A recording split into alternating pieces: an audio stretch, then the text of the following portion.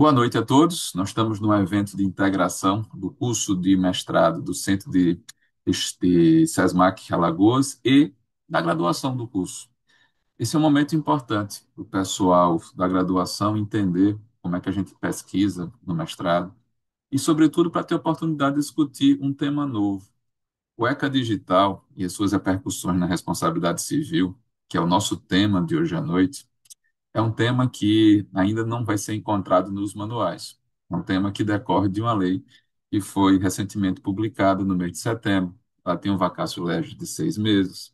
Em breve ela vai estar gerando efeitos. E aqui a gente tem a contribuição da Luciana Ferro, da Clarice Lira, da Shirley, da Rayana, que vão tentar apresentar para vocês o que elas conseguiram já apurar desses estudos. Antes da gente começar, eu quero saudar o meu amigo professor Sérgio Coutinho. Sérgio, vou trazer você para o destaque aqui. Não sei se você está me ouvindo agora. E também, gentilmente, resolveu prestigiar aqui esse momento. O Sérgio também é nosso colega, tanto na graduação, já foi professor de vocês, quanto no curso de mestrado do SESMAC, tá certo? Então, pessoal que está assistindo, podem usar o chat para fazer perguntas se vocês quiserem. Eu vou observando aqui as perguntas para no final passar para as meninas. A gravação dessa nossa conversa só vai estar disponível a partir de amanhã para vocês.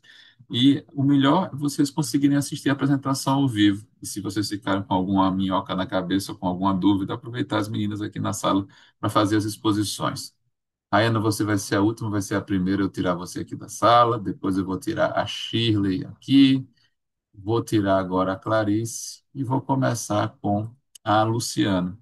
Luciana, quando eu me retirar aqui do destaque, vai ficar só você no destaque. Você pode compartilhar a tela, pode começar para poder a gente acompanhar aqui, e todo mundo vai te assistir, tá bom? Então, deixa eu sair daqui. Ei, Agora é a professor, sua vez. boa noite a todos, a todas. Primeiro, eu gostaria de agradecer ao professor Marcos, né, pela possibilidade de participar desse seminário, pelo convite. Também agradeço, né, pelas colegas que estão na banca também hoje para apresentar aqui comigo nessa mesa hoje, um tema tão importante. E eu vou compartilhar aqui com vocês o meu material para a gente iniciar a apresentação.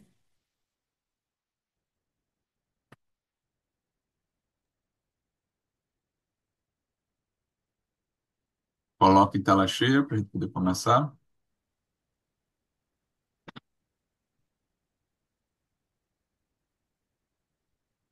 Conseguindo ouvir? Estão conseguindo ver? Você já passou para a segunda, volta para a primeira, para a capa. Aí pode começar, Luciana. Conseguindo... Estão conseguindo ouvir bem também? Tudo certo. Ótimo. Vamos lá.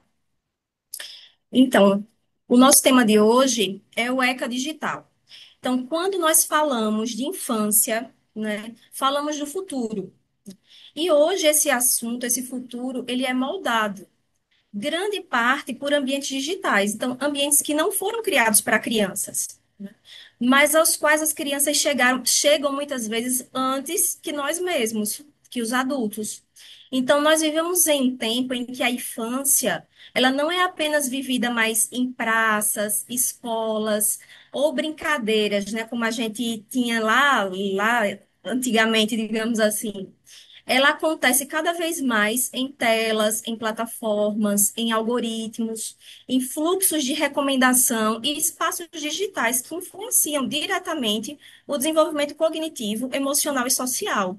Então, se antes a gente tinha o ECA analógico, digamos assim, lá de 90, que era esse tradicional, pensado para esse modelo que eu mencionei agora, hoje a gente tem o ECA digital, que vem abranger essa realidade atual de telas, digamos assim. E a gente pensa, né? O pensamento vem de forma inevitável. O direito ele precisa alcançar exatamente esse lugar onde a infância ela também está hoje, onde ela vive também hoje. E aí, onde é esse lugar? Onde será esse lugar? E aí a gente vê que esse lugar hoje também são as redes sociais, como o TikTok, Instagram, YouTube. Esse fantasminha aqui agora é Snapchat, salvo engano, eu não sabia o que era. Chamei o meu filho para ele dizer o que era Snapchat. E todos esses jogos de rede, que muitas vezes a gente não sabe exatamente quais são os jogos, mas que a gente tem conhecimento que a criança e o adolescente, ela está atenta, ela acompanha e ela utiliza esses mecanismos, né? E aí a gente vê esses dados, por exemplo, hoje, quando a gente observa as redes sociais, mesmo em faixas etárias baixas, como 9, 10 anos, redes sociais como TikTok, Instagram, Facebook já são utilizadas largamente por crianças. Esses dados que eu peguei dessa pesquisa foi da TIC Kids Online Brasil, de 2021. Mas essa instituição, ela faz esse levantamento anualmente. E eu já vi que esse ano isso já vem sendo escalonado e já estão índices ainda maiores, né? Quer dizer que a gente precisa de uma atenção de fato a esse público da criança e do adolescente. Esse outro dado que eu trouxe para vocês é para terem uma ideia do crescimento da utilização de telas por crianças menores de 6 anos de idade, ou seja, gente, crianças menores de 6 anos de idade já pegam em telas. E aí, em 2015, começou aí com 11% das crianças, a gente tem, em 2023, chegou a um número de 24%, e isso é crescente, né? E aí a gente se pergunta, né? Se a infância ela virou um mercado, quem é que vai ficar com a infância das nossas crianças, né? O futuro das crianças ele será tão seguro quanto a tecnologia que nós decidimos construir, a tecnologia que nós vemos avançar tanto, né? E aí é a partir desse ponto que inicia o nosso debate sobre a Lei 15.211 de 2025, que o professor Marcos até mencionou agora, que ela foi recentemente sancionada, né, em 17 de setembro de 2025, mas ela só entrará em vigor lá em 17 de março de 2026. Então, essa lei, o que a gente precisa saber? Primeiro, que essa lei ela não vai substituir o ECA, o analógico, digamos assim, o ECA lá do começo, ela apenas expande a sua proteção também para o ambiente digital, reconhecendo que hoje a vida online, ela também é parte da vida real, né, das crianças. Então, a sua a espinha dorsal dessa lei, ela repousa em quatro princípios estruturantes: a proteção integral digital, o design protetivo, a privacidade por padrão, a responsabilidade proativa e estrutural das plataformas. Ou seja, não basta corrigir danos após eles acontecerem. A lei ela vai exigir que a proteção esteja embutida no código, no design, nos fluxos e nos algoritmos, tá? E aí eu venho trago para vocês também quem é a criança e o adolescente para essa lei, né? Então, a criança e o adolescente para essa lei é a criança até 12 anos incompletos e o adolescente entre 12 e 18 anos. Por quê? Porque ambos são titulares de direitos e considerados em condição peculiar de desenvolvimento.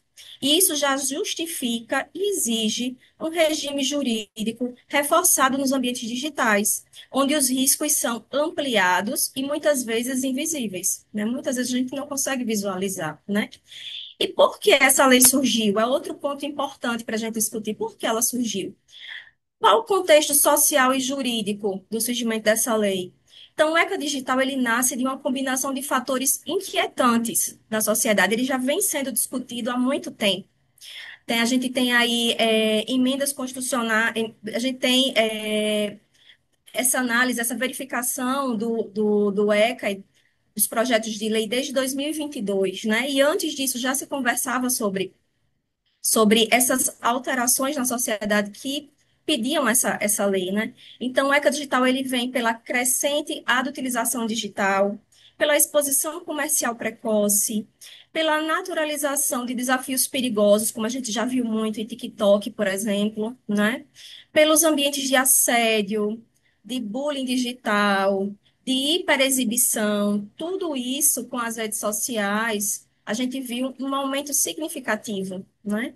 Então, a criança, ela vem sendo exibida e o adolescente como antes não se via, né? A gente tem essa questão de quando começou a televisão, iniciou-se mais a mostrar ali a criança e a adolescente, mas não tanto quanto com a criação das redes sociais e dos aplicativos e jogos como a gente tem hoje em dia.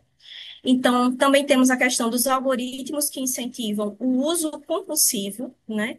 E falhas graves e recorrentes de moderação infantil pelas plataformas. Tudo isso é matéria que vem para ser regulada por essa lei, né? Então, a tecnologia, ela molda comportamentos, né?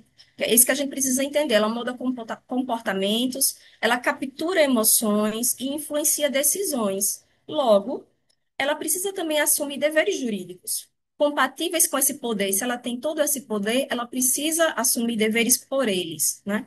E é por isso que a gente está discutindo isso hoje. E aí, o que é que estabelece o ECA digital? E aí eu vou trazer para vocês. Depois aí vai vir a Clarice, a Shirley, a Rayana, e elas vão evoluir aí em outros capítulos. Mas esse capítulo específico que eu vou trazer para vocês hoje é sobre o núcleo técnico de proteção, a parte de TI envolvida com relação ao ECA digital, tá? E o que é que fala esse capítulo 2 entre os artigos 4º e 8º, que compõe esse núcleo técnico de proteção, tá? Então, ele traz fundamentos, no artigo 4, fundamentos de proteção integral, melhor interesse, segurança contra a violência. No artigo 5º, deveres gerais, que aí a gente já vai ver prevenção, proteção, informação e segurança como um todo. No artigo 6º, prevenção de riscos, como exploração, bloqueio de abuso, de violência, de bullying, automutilação, que é um tema também muito sensível que a gente vê que tem nas redes, entre outros temas. No artigo 7º também, a privacidade por padrão, a análise do design protetivo, que as plataformas e as redes vão ter que observar, né? Informações claras, que hoje a gente não verifica, informações claras. E no seu artigo 8º, vem medidas técnicas, que é o gerenciamento contínuo de riscos, respeito à classificação indicativa, que é uma coisa que a gente observa que muitas vezes não tem esse respeito, não tem um bloqueio para quando algum menor utiliza, né? Bloqueio de conteúdo ilegal, prevenção de uso compulsivo. Então, tudo isso também vai ter que fazer parte, desde lá, a estruturação, a arquitetura dessas plataformas, né? Eles vão ter que observar isso desde a criação para ofertar, para disponibilizar algo que realmente seja seguro e seja compatível para as nossas crianças e adolescentes, né? E aí vem esse tópico específico sobre a responsabilidade civil e o direito de danos, que é esse link que a gente faz também com a matéria, né, que o professor Marcos está trazendo hoje, que é exatamente esse ponto de que não é só inovar, né? As plataformas elas vão ter essa responsabilidade que vai decorrer não apenas do disponibilizar aquela rede social, aquele jogo, mas ela vai ter que estruturar, vai ter que acompanhar, né? Então, ela vai ter essas duas pontas, desde as falhas que geram a responsabilidade, que vão ser observadas, o design inadequado, a governança deficiente, a moderação falha, a prevenção técnica ausente, né? Classificação etária incorreta, como a gente já posicionou. Como também ela vai ter a necessidade de proteger direitos específicos, né, da criança e do adolescente, como a saúde mental, integridade psicossocial, segurança informacional, privacidade e bem-estar digital. No fim, é uma acontabilidade estrutural. Essa contabilidade é no sentido de responsabilidade para alguém, para outrem. Então, o fornecedor desse serviço, dessa rede social ou dessa plataforma, ele vai responder pelo que ele desenha, pelo seu design, pelo que ele organiza, pela tecnologia que ele opera. Ele não vai ficar mais de forma rasa, como antes era colocado. Então, essa lei vem exatamente para proteger tudo isso, né? E aí a gente tem a distribuição de responsabilidades, que vai ser melhor tratado mais adiante, mas também tem na lei essa distribuição de responsabilidade para o Estado, para as famílias, para as plataformas, educadores e até para as crianças que vão ter uma autonomia progressiva ali na participação, na liberação ali das responsabilidades por faixa de idade, digamos assim. E aí trago, por fim, um fechamento reflexivo, né? Que se antes a gente tinha plataformas, sites, que no fim tratavam a criança e adolescente como um possível consumidor, porque no fim era isso também, a criança e adolescente ela consumia jogos, consumia dados, ela consumia, né? Então, se antes eles tinham para esse público também, criança e adolescente, toda essa questão de direcionamento, de ter os dados deles, de tudo sem uma ética digital com relação ao design e o cuidado, digamos assim. Hoje, com o ECA Digital, a gente pode entender que já se coloca ali uma ética no que está sendo operado. Agora, desde a programação, desde o início, eles vão ter que repensar essas situações e colocar uma ética onde antes não era observado no design, né? Então, esse primeiro ponto aqui, que coloca a infância acima dos incentivos econômicos, né? Que é a prioridade absoluta ao bem-estar infantil, né? O ponto 2 que ele transforma proteção em regra e não em exceção, como a gente via antes, né? A segurança como padrão, não como uma opção. Ponto 3 que reconhece que design ele pode educar ou pode ferir. Então, existe a responsabilidade do design, que tem que ser uma responsabilidade ética.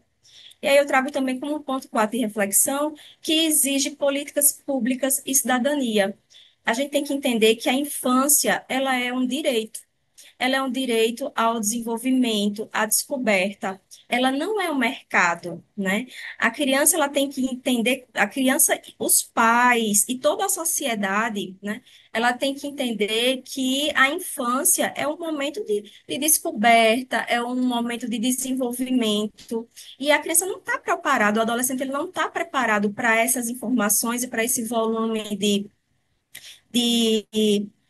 direcionamento, muitas vezes ao engajamento, muitas vezes à necessidade de performar, onde, na verdade, eles deveriam estar se preocupando só com aquele momento específico, com a sua infância, com o seu crescimento e o seu desenvolvimento. Então, não é mercado, é o desenvolvimento da criança, né? Então, é essa minha participação, minha contribuição com o trabalho. Eu agradeço a todos e eu estou à disposição para, no final, a gente dialogar, se for houver a necessidade. Obrigada, professor Marcos. Obrigado, Luciana. Deixa eu fechar aqui. Isso. Eu vou remover você do destaque. Já vou colocar no destaque a Clarice, que vai continuar com as nossas apresentações aqui. Clarice, se apresente e, à sua vez, você está no destaque e pode compartilhar a tela. Joia, professor. Boa noite, pessoal. Vou só compartilhar aqui para poder a gente começar.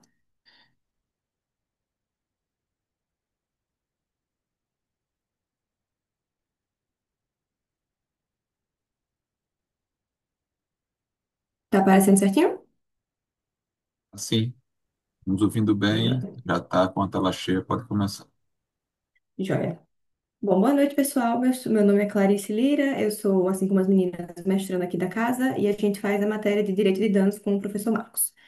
Hoje eu vou tratar com vocês de supervisão parental no ambiente digital. Bom, como a Luciana já trouxe, a gente está tratando sobre a Lei 11.211 de 2025, apelidada de ECA Digital. E aqui eu vou tratar com vocês sobre o capítulo 5, supervisão parental. A gente vive num tempo em que a infância e a adolescência são atravessadas pelas tecnologias de forma integral. Hoje, antes mesmo de aprender a ler e escrever, uma criança já sabe deslizar o seu dedinho sobre a tela, reconhece o logotipo do aplicativo e reage a estímulos digitais. Isso significa que crescer no século XXI é crescer imerso em tecnologias e algoritmos, em um ambiente que observa, registra e influencia o comportamento o tempo todo. Nesse contexto, o papel dos pais responsáveis se tornou ainda mais complexo, o cuidado que antes se dava apenas no espaço físico, na escola, no parque, na vizinhança, agora precisa existir também no ambiente digital. E é justamente aí que entra o ECA Digital, buscando garantir proteção no ambiente online. O foco da minha fala hoje é um ponto específico dessa lei, como eu falei para vocês, o capítulo 5 que trata de supervisão parental. E o que eu proponho trazer hoje para vocês é uma reflexão sobre o limite entre o cuidado e o controle. Esse é um tema que atravessa famílias, escola, o próprio poder público. O discurso da proteção digital costuma ser consensual. Obviamente, ninguém é contra proteger nossas crianças e adolescentes, mas é a forma de fazer que divide opiniões. A supervisão parental é apresentada como uma ferramenta de segurança, mas pode, em alguns casos, reproduzir o mesmo modelo de hipervigilância que criticamos nas grandes plataformas.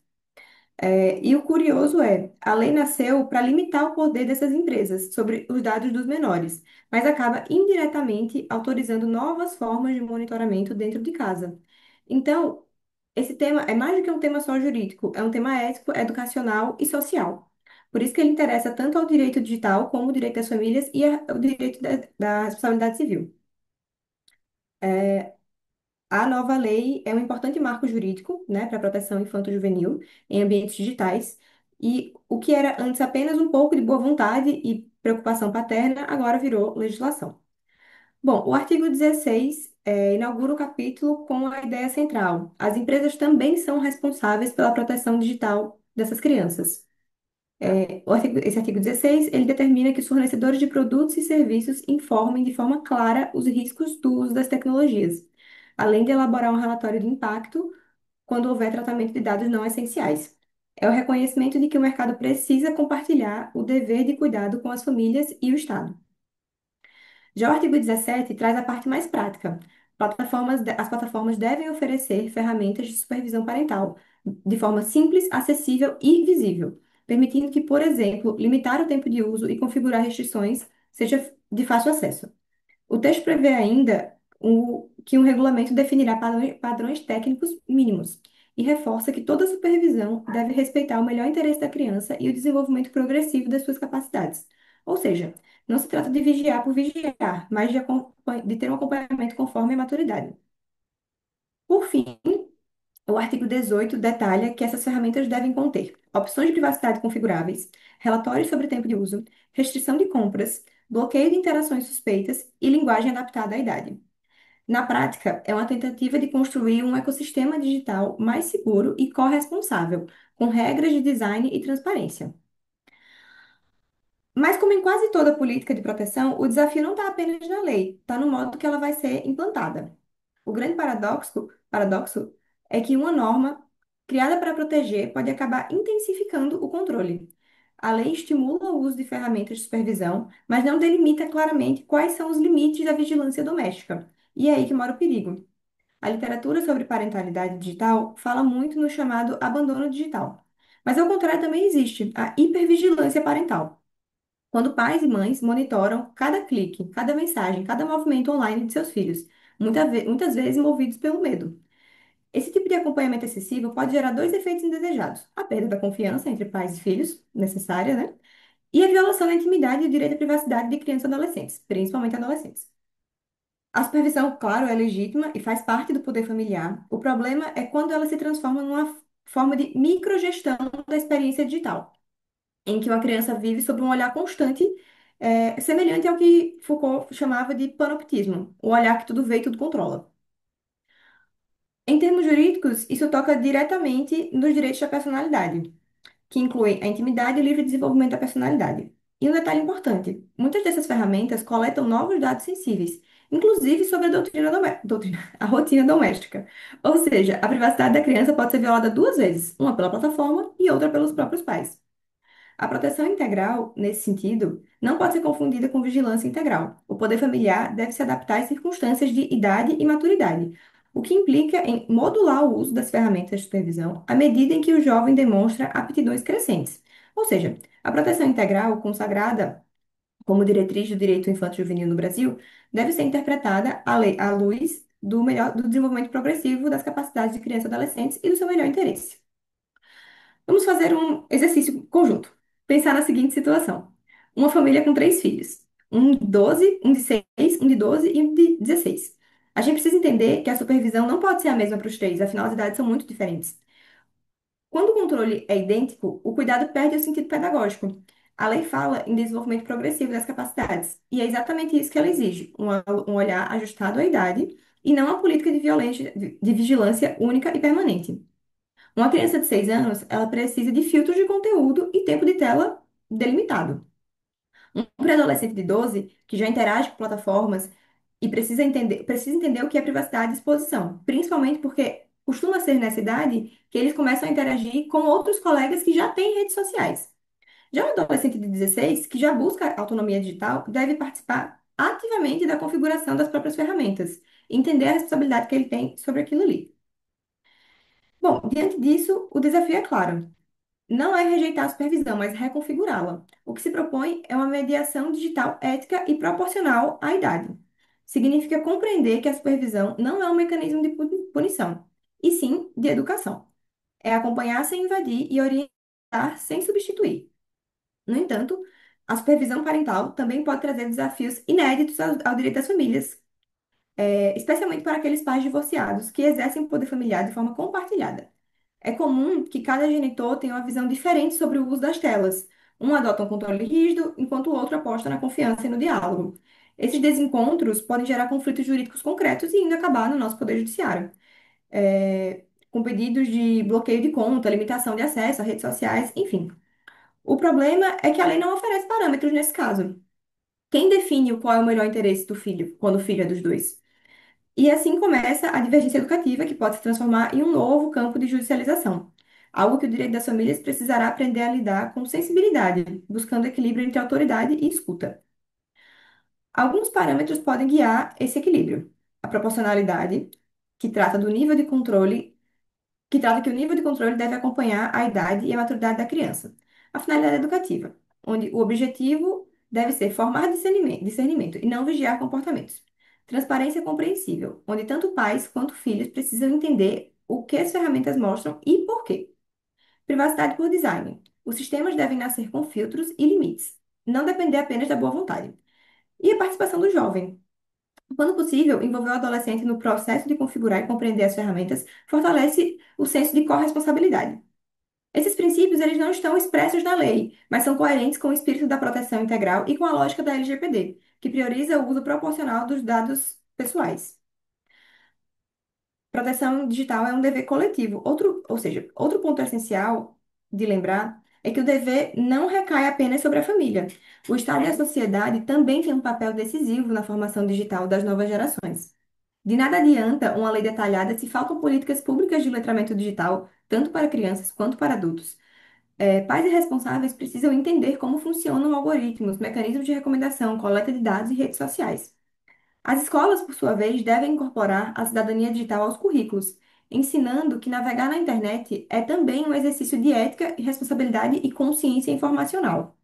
E é justamente nessa integração entre família, Estado e sociedade que diferencia alguns países que já estão mais avançados nesse campo. O Reino Unido, por exemplo, tem o Children's Code, que obriga plataformas a desenharem ambientes seguros por padrão, ou seja, a proteção nasce do próprio design. Na Califórnia, nos Estados Unidos, existe o Age Appropriate Design Code Act, que exige relatórios públicos de impacto sobre segurança, sobre crianças, promovendo transparência e accountability corporativa e trazendo segurança para essas crianças.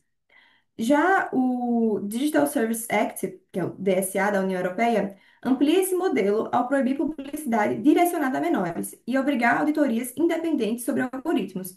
Aqui, o dever de proteger se torna sistêmico, não se trata apenas de pais atentos, mas de plataformas responsáveis e fiscalizadas. Esses exemplos mostram que legislar é apenas a primeira etapa. O verdadeiro impacto vem da combinação entre regulação técnica, educação digital e responsabilidade corporativa. No Brasil, o grande desafio é harmonizar esses papéis. E aqui eu me posiciono, eu diria que a responsabilidade primária é da família, porque é nela que o cuidado nasce e onde o sentido da proteção se constrói. Mas a família sozinha não dá conta de um ecossistema dominado por plataformas enormes. O Estado, por sua vez, deve garantir a estrutura, a regularização e a fiscalização. A sociedade, através das escolas, das mídias e das próprias empresas, precisam formar consciência coletiva sobre o uso ético da tecnologia. Proteger, portanto, é um dever compartilhado em graus diferentes. A família educa, o Estado regula, a sociedade sustenta. Quando um desses elos falha, o resultado é sempre o mesmo: uma infância desprotegida e muito conectada. No Brasil, com a Lei 11.211, ou perdão, 15.211, tem agora a oportunidade de transformar esse ideal em prática cotidiana e fazer da supervisão parental não um instrumento de vigilância, mas um pacto social de confiança digital. Do controle ao cuidado. Em síntese, a supervisão parental digital é um avanço, mas também um espelho das nossas contradições. Queremos proteger a infância, mas muitas vezes fazemos isso por meio do controle. A nova lei acerta ao reconhecer o dever das plataformas, mas peca por não traçar limites claros na vigilância familiar. O desafio aqui é transformar o controle em cuidado e o medo em confiança.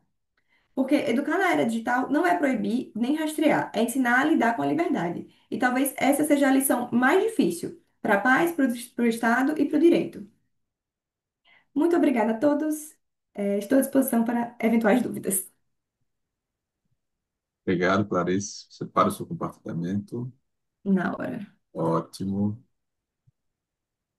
A gente segue. Vocês estão vendo que as apresentações conversam uma com a outra. Vai somando para vocês terem uma massa crítica em relação ao que trata da lei. A gente vai ver a Rayana agora. Rayana, você pode compartilhar sua tela enquanto eu coloco você aqui no destaque, por favor?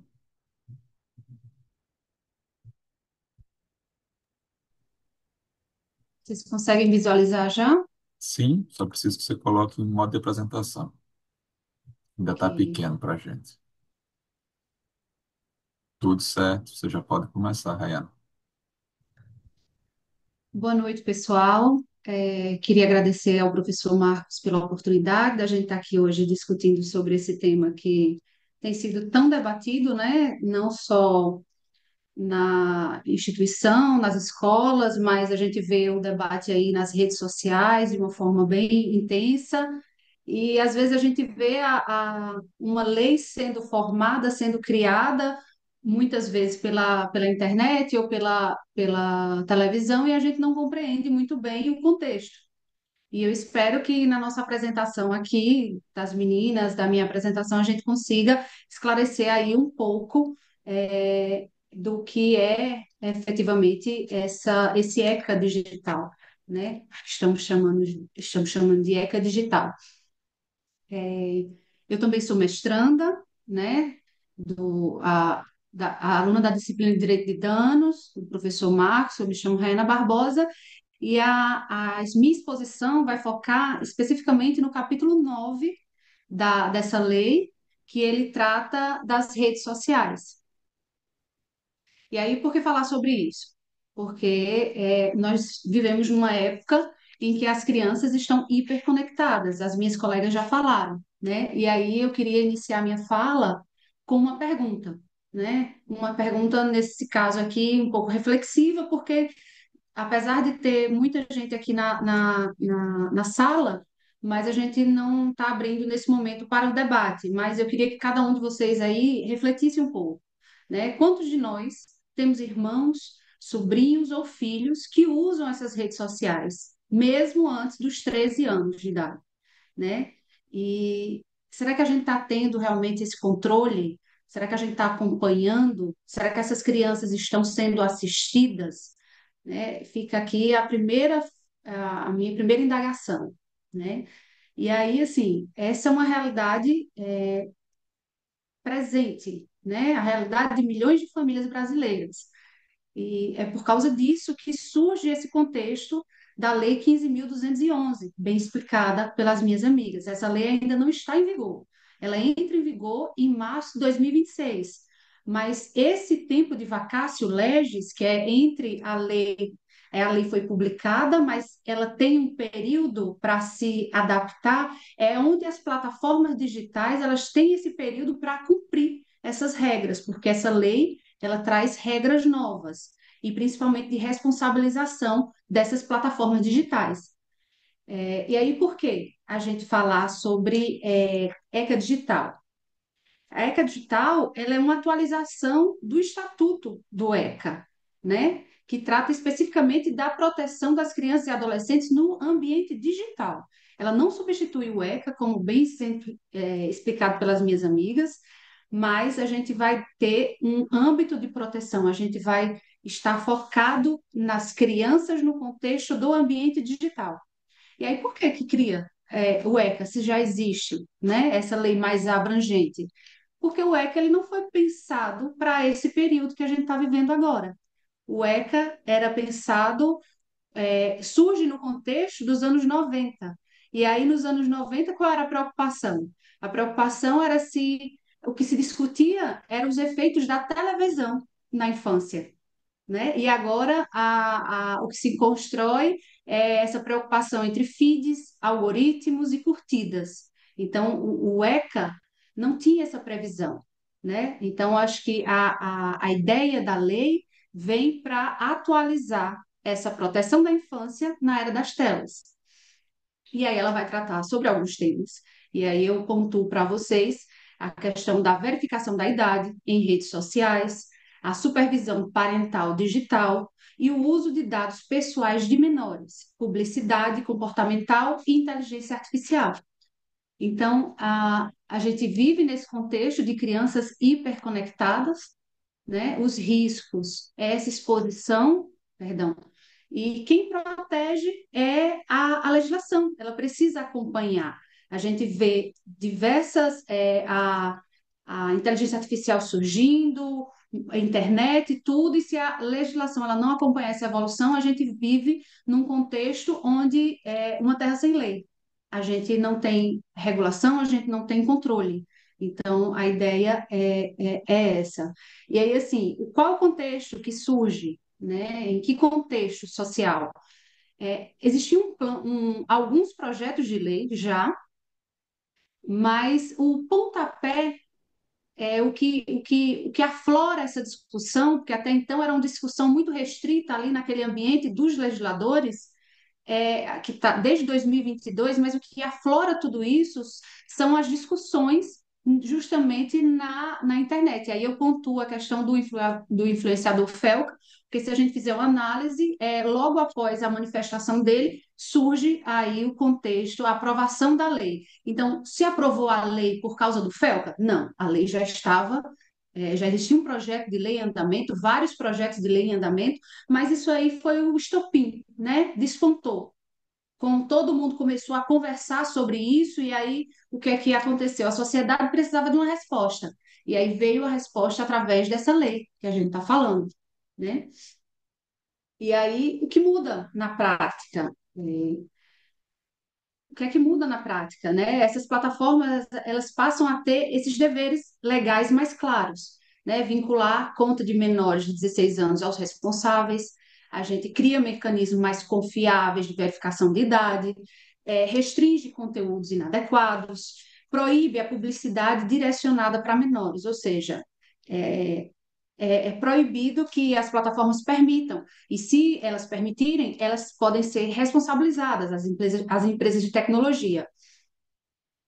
E aí, especificamente, eu trouxe aqui tanto o que a Luciana já trouxe com relação à pesquisa TIC, certo? Essa pesquisa TIC Online Brasil 2024, eu trouxe alguns dados falando o tamanho desse desafio, que não é um desafio fácil, porque 93% das crianças e adolescentes entre 9 e 17 anos já acessam a internet regularmente. 75% já faz uso pelo próprio celular, o que torna esse uso autônomo e menos supervisionado. Por mais que os pais tenham essa supervisão, é mais difícil essa supervisão acontecer efetivamente.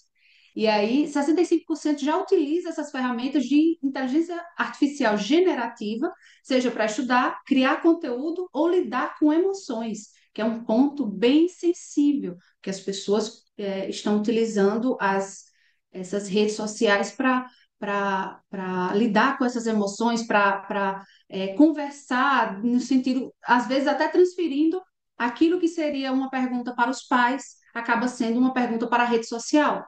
Então, isso acaba afastando, inclusive, a relação familiar, se a gente for olhar nesse contexto.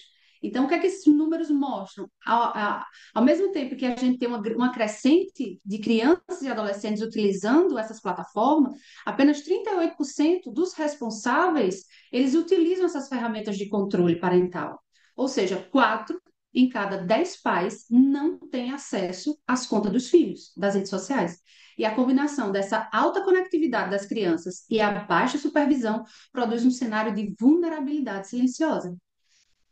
Então, uma questão de grande cuidado, requer muito cuidado. E aí, especificamente sobre o ponto da gente, do capítulo 9, ele tem 3 artigos. O artigo 24, ele fala sobre o vínculo com os responsáveis, ou seja, as contas dos menores de 16 anos devem estar vinculadas aos seus responsáveis legais. E aí, essa previsão, o grande problema nesse sentido é que as plataformas elas ainda se baseiam muito em autodeclaração da idade. Ou seja, uma criança diz que tem 12 anos, tem 16 anos ou 17 anos, a plataforma, ela não tem essa ligação entre o controle de pais e a plataforma, atualmente. Isso é um problema que a gente quer, a gente, no sentido legal, ultrapassar, né?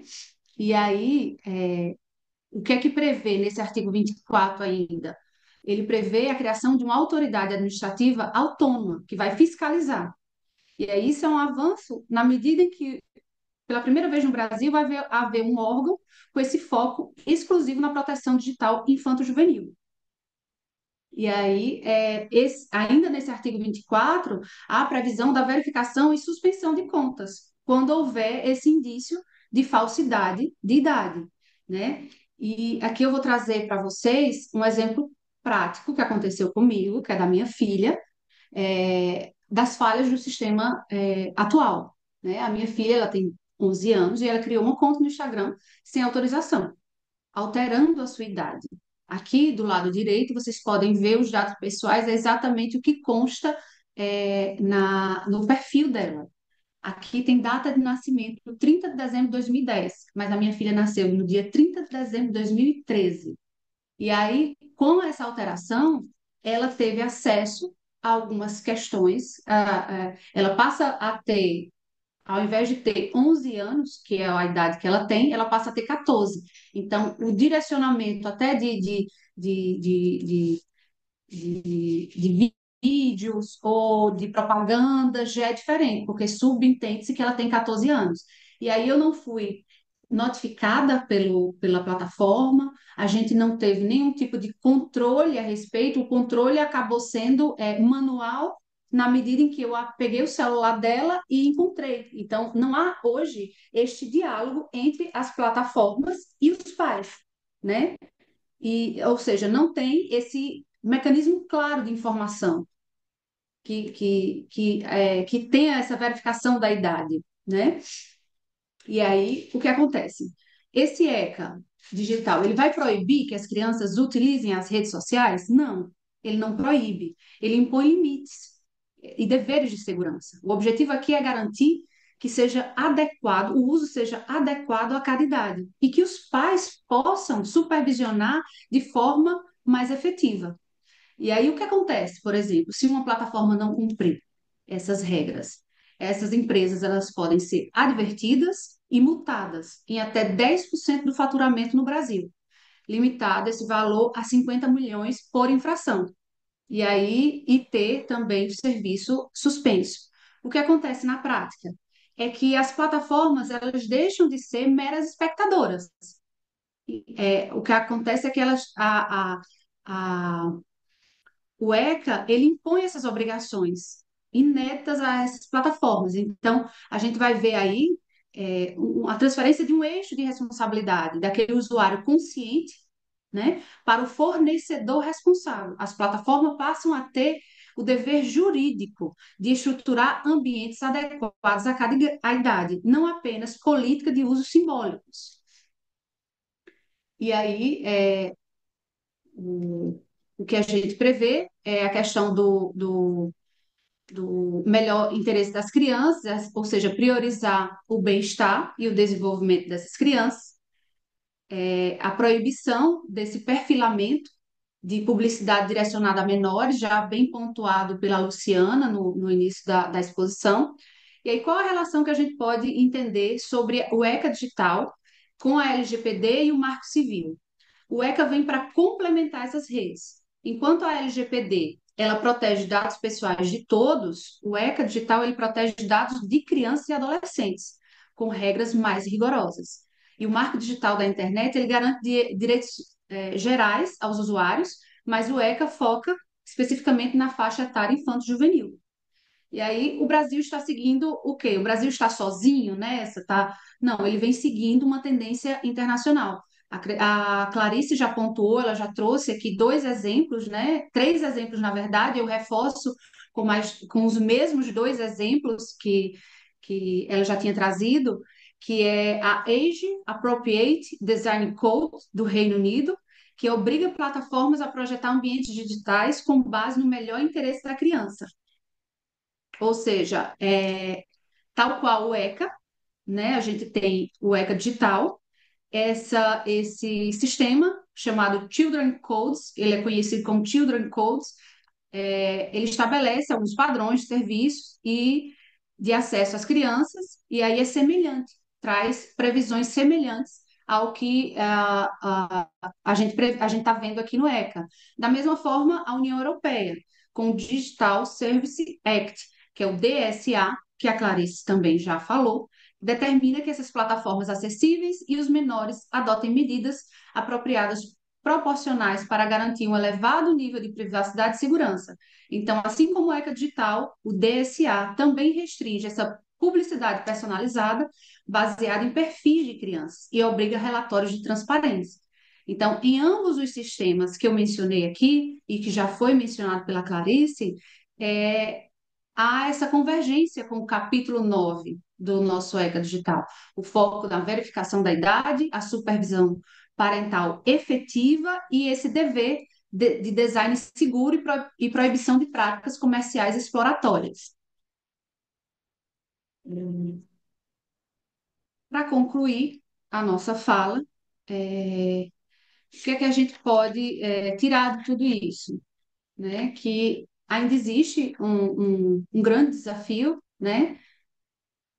Ainda existe um grande desafio. A internet é um espaço de descoberta, mas também é um espaço de risco. E aí o ECA Digital, ele marca essa passagem da boa-fé tecnológica para a responsabilidade tecnológica. Como eu falei, as plataformas elas saem desse, dessa, desse perfil, dessa situação de vendedoras, né? Que se a gente for colocar de uma maneira mais simples, vendem para a gente e a gente só aceita ali o que é que ela traz de, de- fugiu aqui a palavra, perdão. O que é que elas trazem elas trazem um monte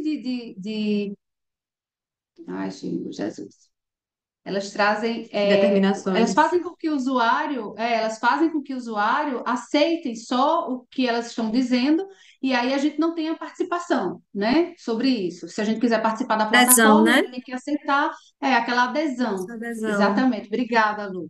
E aí, o que é que a gente tem agora? Como pais, professores e futuros juristas, a gente precisa compreender o seguinte, que a proteção aqui não é censurar, mas é garantir uma liberdade com segurança, que é o que a gente não tem visto, né? O cuidado digital é esse novo cuidado. Então, será que a tecnologia ela vai proteger as nossas crianças ou nós teremos que proteger as nossas crianças da tecnologia?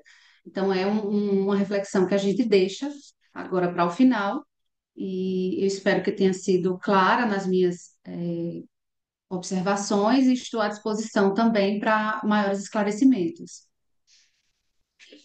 Obrigado, Rayana. A gente vai seguir. Vamos tentar ver se a gente consegue colocar a, a Shirley agora aqui na nossa conversa. Shirley, vamos ver se seu equipamento vai funcionar, senão eu te ajudo por aqui, tá? Ok, vou É, tentar. quer tentar compartilhar? Sou. Quero.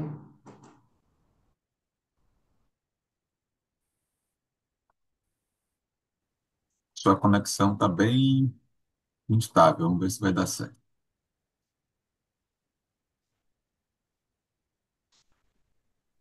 Está no terceiro slide, Shirley.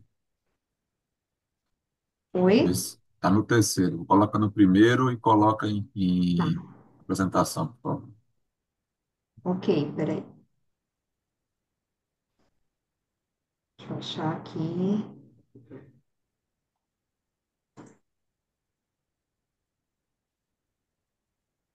Só um minuto. O ícone tá aqui escondido. Apresentar. Achei. Tá melhor? Agora está tudo certo. Você pode começar. Posso começar? Pode sim. Deixa eu ver o tempo aqui.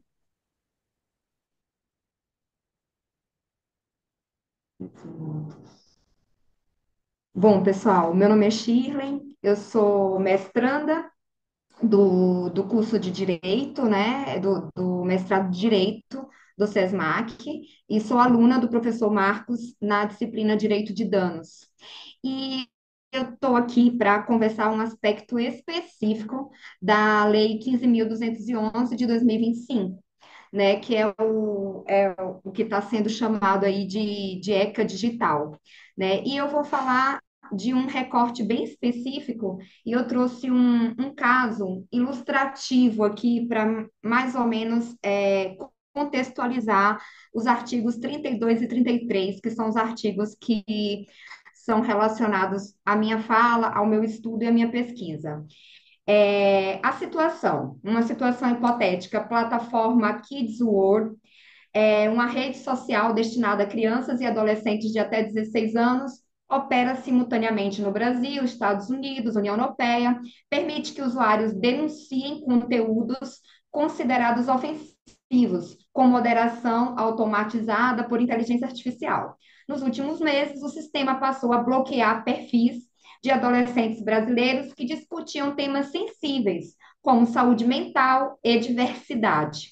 Após receberem denúncias em massa de outros usuários, as contas foram suspensas automaticamente, sem explicação clara e sem um canal efetivo de recurso. Um dos adolescentes, Lucas, 14 anos, brasileiro, foi suspenso após relatar bullying sofrido na escola.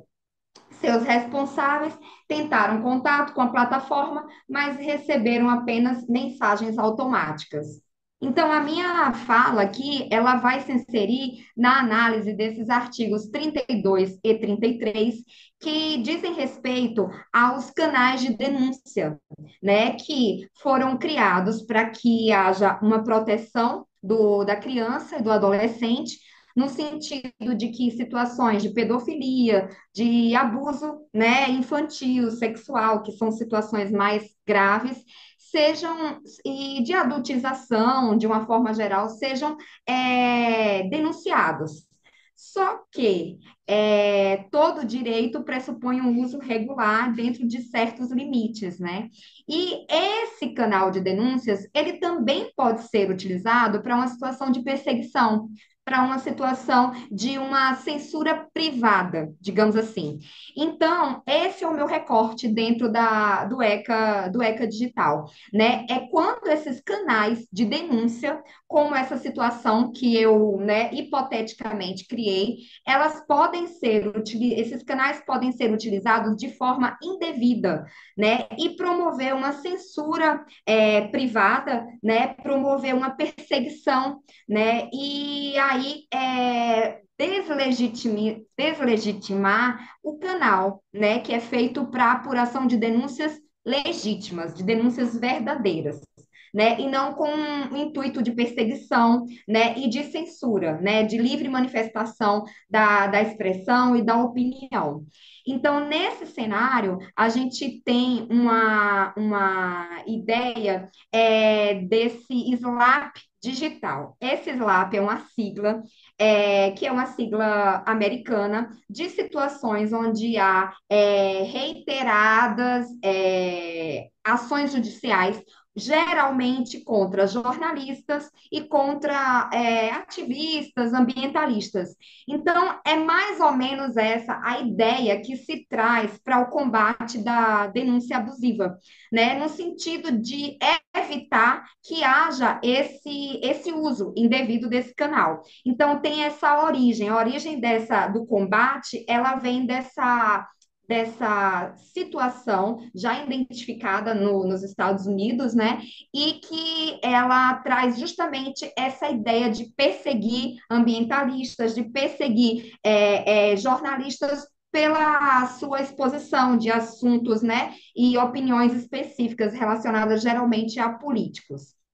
Então, é mais ou menos esse contexto, é mais ou menos essa ideia, né? Uma análise desses artigos nesse sentido, pelo fato de que a lei traz agora uma ideia bem interessante que a gente vai ver nos próximos slides, no sentido de que Em regra, os provedores, eles são punidos pela publicação de conteúdo, né, considerado ofensivo, e na lei 15.211, a gente vai ter também uma punição, não só para aquele provedor, para aquela plataforma que divulgou, né, para o publicador daquele conteúdo, mas a gente vai ter também uma condenação, né, uma pena, uma sanção para o falso denunciante.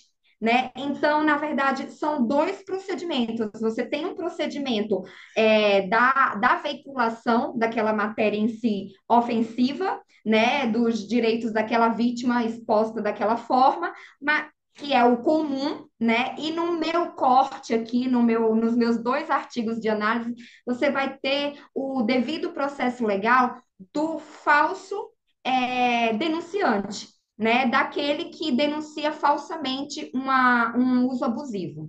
E aí é nisso que está a inovação da Lei 15.211. Ela traz o compliance, né, que é a conformidade, e ela traz a necessidade de uma gestão, né, uma governança de recursos que evitem esse uso indevido desses canais de denúncia. Então, é uma lei inovadora nesse aspecto, porque não faz parte agora do provedor, da plataforma, adotar essa situação por uma mera gestão, por uma mera opinião de administração do seu negócio, mas o compliance passa a ser uma situação, uma questão de obrigatoriedade. Né? E aí a omissão em relação a essas regras, né, de boa governança, de gerir esses riscos, de mitigar os riscos, ele acaba gerando um dever indenizatório.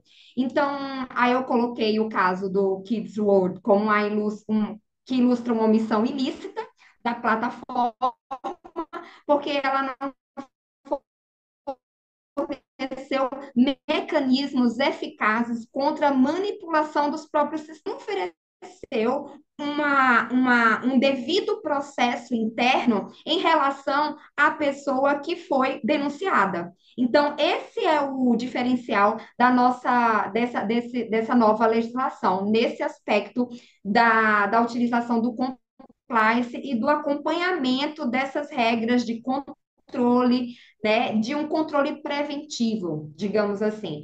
A falha não é apenas na moderação do conteúdo, como eu falei, mas na governança do sistema de denúncias, né? Então, isso tem que ser diariamente controlado, diariamente com a ajuda de inteligência artificial, com supervisão humana.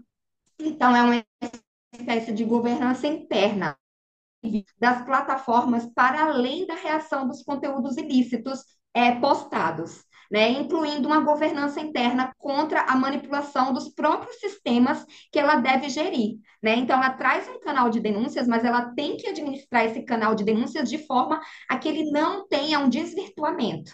Então, esse é o contexto do artigo 32 e 33 da nova lei.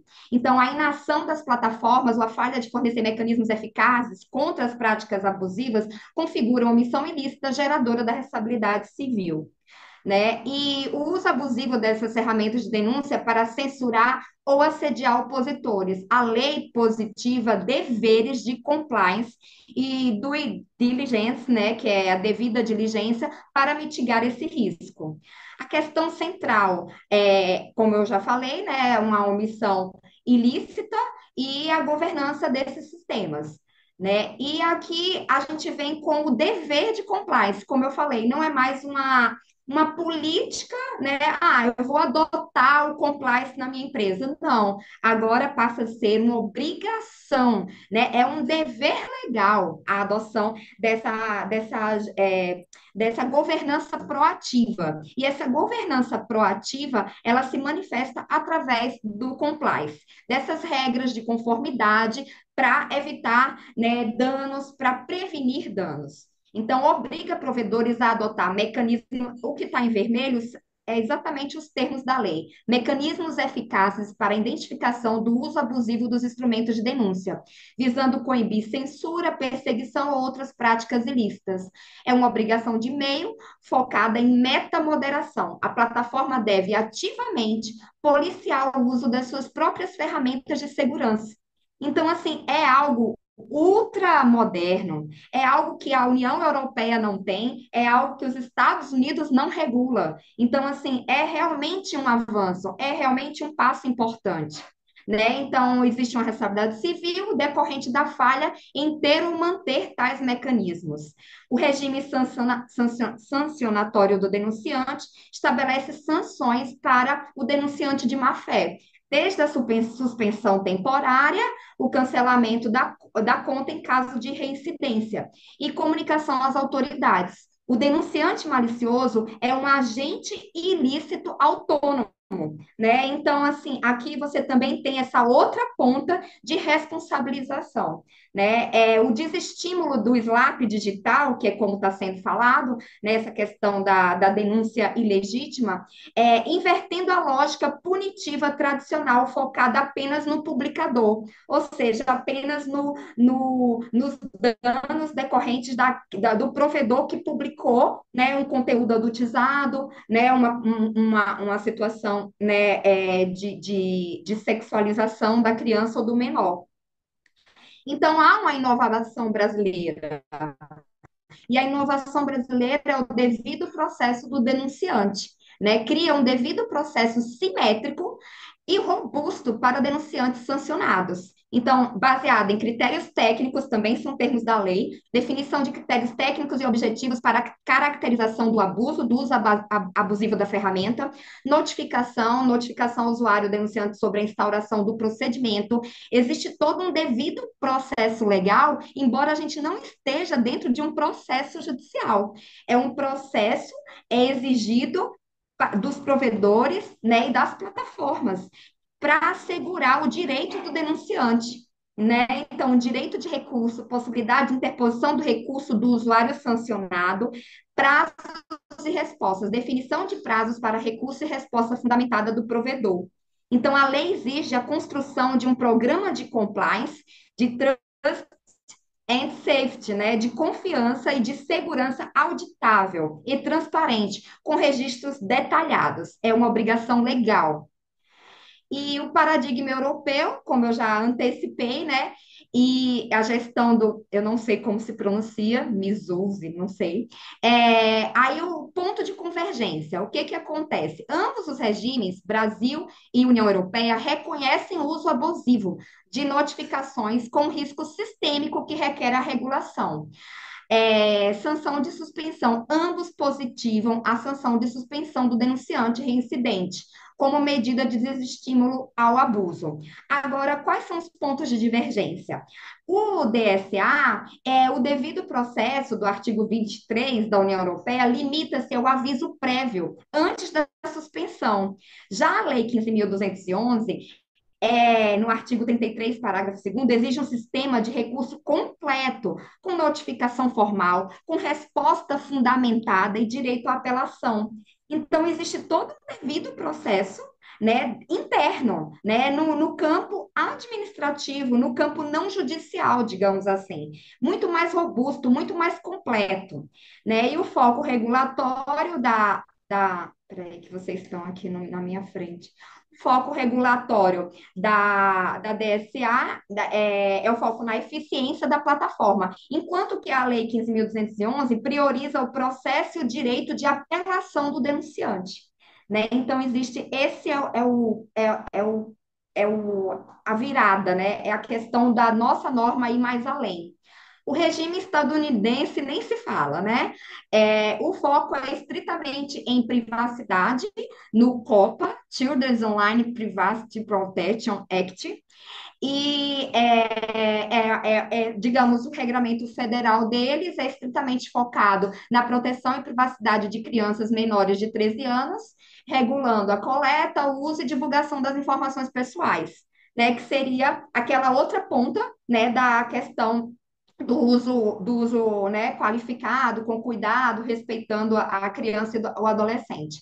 E o que não regula? Mecanismos de denúncia de conteúdo. Então, os Estados Unidos não têm uso abusivo de denúncias, sanções contra denunciantes, direitos de devido processo. Esse normativo, o COPA, ele não traz essa questão.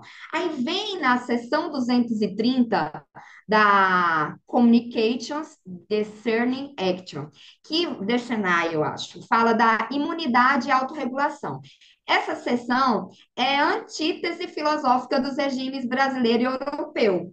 Por quê? Porque os Estados Unidos adotam um modelo de autorregulação incentivada por imunidade. Então, imuniza as plataformas de responsabilidade pelo conteúdo postado por terceiros. Imuniza a plataforma por ações voluntárias tomadas de boa-fé para restringir o acesso a material censurável. Então, o vácuo regulatório federal, o combate ao uso abusivo de denúncia é uma questão de discricionariedade privada, regida pelos termos de serviço da plataforma, né, dessa seção 230. Então, a gente avançou além do que a União Europeia já avançou, né? E os Estados Unidos com essa postura mais ou menos que antagônica, né? A nossa postura de cuidado nesse aspecto. No vácuo regulatório federal, o combate ao uso abusivo de denúncias é uma questão de discricionariedade privada, regida pelos termos de serviço dispostos nessa seção 230. Conclusão: as plataformas podem sancionar usuários por abuso de denúncias de seus termos de serviços, mas não são obrigadas a fazê-lo, o que diferencia do Brasil, principalmente, nem a fornecer qualquer devido processo aos usuários. A relação é puramente contratual. Aqui tem uma síntese comparativa entre o Brasil, os Estados Unidos e a União Europeia, né? Então, eu trago várias questões, né? Quem é obrigado a identificar o abuso, a previsão legal, a garantia do devido processo, que na União Europeia é só uma questão de notificação, já no Brasil é de um processo mais robusto, garantia de direito ao recurso, inclusive, os mecanismos legais e a filosofia regulatória, né? Então, eu trago esse que eu acho que não vai dar tempo de falar especificamente, mas o Brasil exige um ônus de compliance mais complexo, demandando dois sistemas de apelação robusto, um para os publicadores, que são a veiculação da temática, né, nas plataformas, e um outro para os denunciantes sancionados, né, que fazem uso incorreto dos canais de denúncia. O regime sancionador, aqui eu trago uma lacuna da nossa norma, pela provocação do professor na aula passada, sobre a questão da empresa adotar as regras de compliance e, na hora dela ser punida por um eventual uso abusivo dos canais de denúncia, ela não ter nenhuma espécie de minoração dessa pena. Então, aqui a gente, efetivamente, eu fiz uma análise do capítulo 15, a respeito das multas, né? Não é bem o meu objeto, mas aqui eu venho falar da lacuna legislativa. Não há realmente, de fato, essa menção expressa, a questão da minoração da sanção em caso da prova de adoção das regras de compliance, né? Mas o que que acontece? Eu coloco o rol excelente quanto a fatores atenuantes ligados à compliance e boas práticas de governança, na Lei 15.211. Mas, por uma interpretação analógica, e por uma interpretação sistemática e até constitucional, a gente consegue aplicar, sim, a questão da redução da pena, né? E a gente traz a LGPD como a referência analógica, né? Por aplicação da LGPD, a gente consegue, uma vez que a LGPD tem claramente essa previsão, né? De aplicação do fator redutor no caso em que a empresa ela comprove que ela adotou os mecanismos de controle, auditáveis, né? E mesmo assim ocorreu o dano, né? Ocorreu o fato, o ato ilícito, a omissão ilícita, como se fala. Então, e a outra é por uma questão de proporcionalidade e razoabilidade da Lei do Processo Administrativo Federal, né? Já que é uma multa aplicada pela autoridade da ANPD, então a gente traz esse contexto que também permite a aplicação de redução da pena no caso de comprovação de que ela adotou o compliance.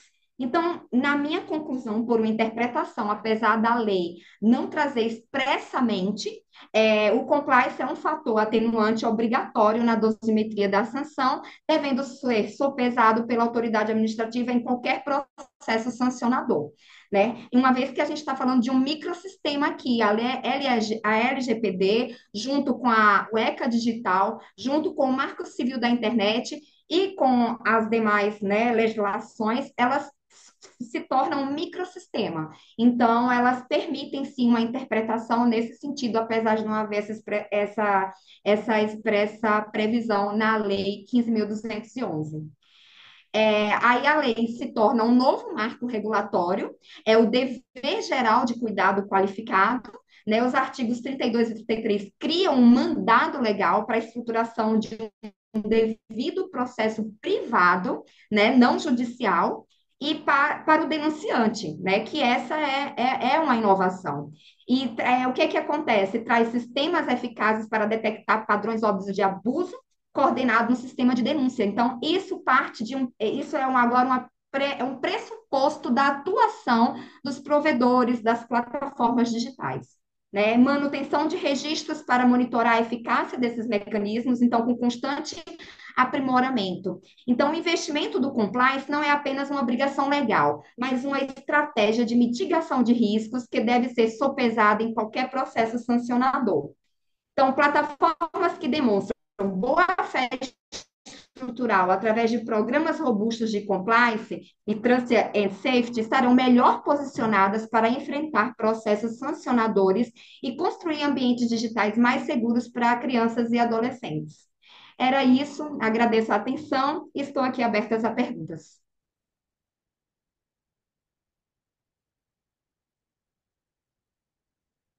Obrigado, Shirley, pela apresentação. Obrigado a todas por terem respeitado o tempo.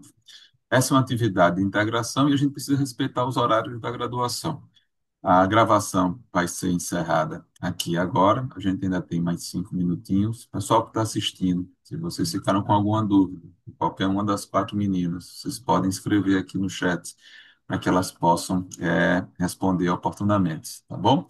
Mas, por hora, eu quero agradecer às quatro pela clareza, por trazerem um assunto que não é fácil, um assunto que é novo, um assunto que ainda não aparece nos livros e que possa ajudar vocês no andamento dos estudos de graduação de vocês. Sérgio, que estava assistindo e que nos acompanhou, muito obrigado aí pela presença, por ter, né, que abrilhantado aqui nosso momento também. E para aqueles que assistirem, que não estão aqui, e vocês podem mandar o recado que o vídeo vai estar disponível para quem quiser acompanhar, rever, decidir o que é que vai escolher para poder abordar. Mas por hora eu encerro a gravação nesse ponto.